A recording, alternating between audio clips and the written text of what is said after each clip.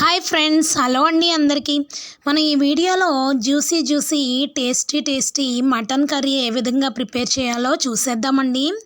Simple వేలో mutton కర్రీని అయితే మనం ప్రిపేర్ చేసేసుకోవచ్చు. కుక్కర్లో ఏమీ మనం బాయిల్ చేసుకోని అవసరం లేదండి. మామూలుగానే మనం స్టవ్ పై చక్కగా బాయిల్ చేసుకొని కర్రీ అయితే ప్రిపేర్ చేసుకోవచ్చు. ఈ కర్రీలో మనం వాడే మసాలా దినుసుల వల్ల టేస్ట్ అనేది మరింత అద్భుతంగా ఉంటుంది. ఇది మనం రైస్లోనికి రోటీస్లోనికి టేస్ట్ అనేది చాలా బాగుంటుందండి. వేడివేడి రైస్లోనికి ఈ మటన్ కర్రీ కనుక వేసుకొని తింటే టేస్ట్ అనేది చాలా బాగుంటుంది. నేనైతే ఇక్కడ నేను ఏ విధంగా ప్రిపేర్ చేస్తానో చూపిస్తాను. సో మనం ప్రాసెస్లోకి అయితే వెళ్ళిపోదామండి. ఇక్కడ మనం మటన్ బాయిల్ అవ్వదు అనే ప్రాబ్లమే ఉండదండి, మంచిగా కుక్ అవుతుంది. దీనికి మనం ఫస్ట్ అయితే ఆనియన్స్ చిల్లీస్ని ఈ విధంగా అయితే కట్ చేసుకొని రెడీగా పెట్టుకోవాలి. అదేవిధంగా మనం అల్లం వెల్లుల్లి పేస్ట్ని కూడా మిక్సీ పట్టుకొని రెడీగా ఈ విధంగా ఫ్రెష్గా అయితే తీసుకోవాలండి. మెయిన్ నాన్ వెజ్ కర్రీస్లోకి మసాలా అనేది చాలా ఇంపార్టెంట్. ఇక్కడ మసాలా దినుసులు అయితే ధనియాలు, యాలకులు, 2-3 యాలకులు, అదేవిధంగా దాల్చిన చెక్క, ఒక కంప్లీట్ చెక్కనైతే ఈ విధంగా తీసుకున్నాను, లవంగ మొగ్గలు, నెక్స్ట్ కొంచెం జీలకర్ర, ఇవన్నీ కూడా మనం మసాలా దినుసుల్ని చక్కగా రోట్లో వేసుకొని దంచేసుకోవాలండి. చక్కగా కొంచెం బరగ్గానే ఉండే విధంగా అయితే దంచేసుకోవాలి. ఆ విధంగానే దంచుకునేటప్పుడు మనం వెల్లుల్లిని కూడా యాడ్ చేసుకొని అయితే మనం మసాలా అనేది ప్రిపేర్ చేసుకోవాలండి. ఈ విధంగా రోట్లో దంచుకున్నట్లయితే ఆ ఫ్లేవర్ అనేది చాలా బాగుంటుంది టేస్ట్. సో నాన్ వెజ్ కర్రీస్లోకి ఎప్పుడైనా సరే మనకి మసాలా అనేది చాలా ఇంపార్టెంట్. పైగా మనం మటన్ కర్రీలోకి మసాలా అనేది మంచిగా వేస్తే కనుక టేస్ట్ అనేది చాలా బాగుంటుంది. చికెన్ కర్రీ అయితే ఏ విధంగా ప్రిపేర్ చేసినా బాగానే ఉంటుంది, కానీ మటన్ కర్రీలో మసాలా అనేది కొంచెం మనం ఘాటుగా వేసుకుంటేనే టేస్ట్ అనేది చాలా బాగుంటుందండి. సో ఈ స్పైసెస్ అన్నీ కూడా మనం ఈ విధంగా అయితే చక్కగా రోట్లో దంచేసుకుంటే మనకి కర్రీ ఫ్లేవర్ అనేది చాలా బాగుంటుంది. ఈ విధంగా మెత్తగా నేను చూపిస్తున్నట్లయితే రోట్లో దంచేసుకోవాలి.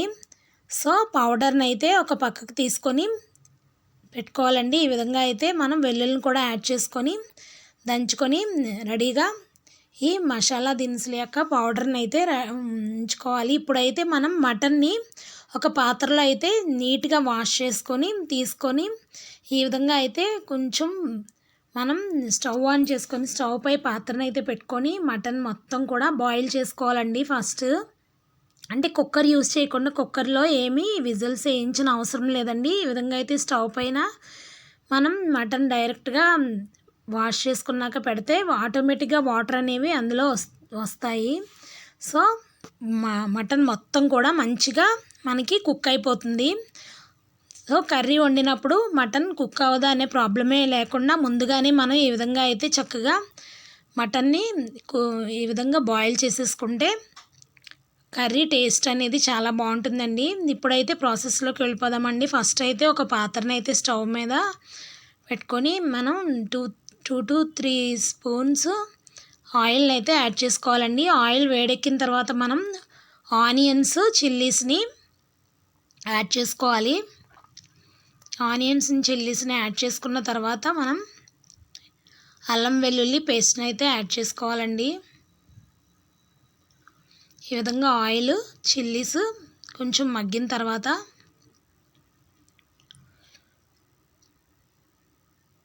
ఆయిల్ అనేది కొంచెం ఎక్కువే పడుతుంది నాన్ వెజ్ కర్రీస్లోనికి.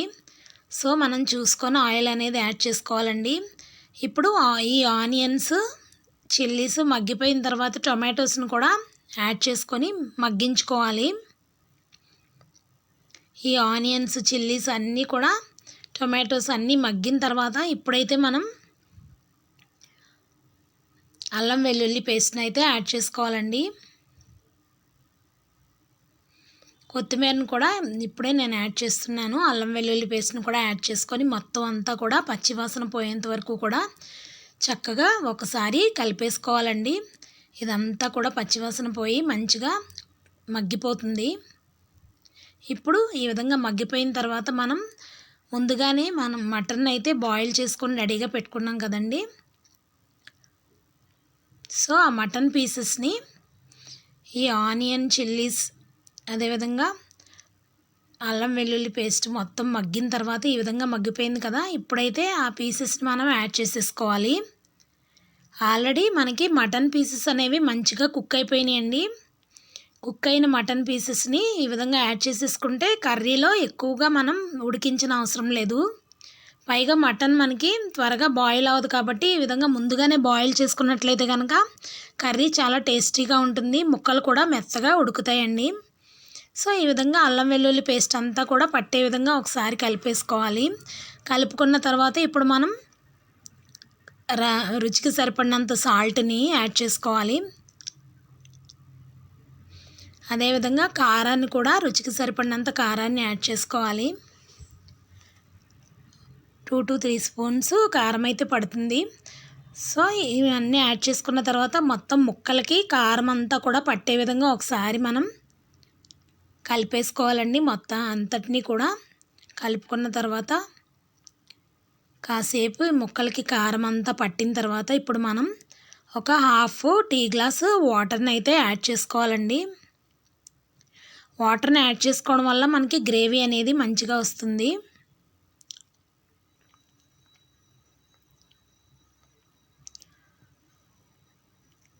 సో ఈ విధంగా అయితే మొత్తం కలిపేసుకున్న తర్వాత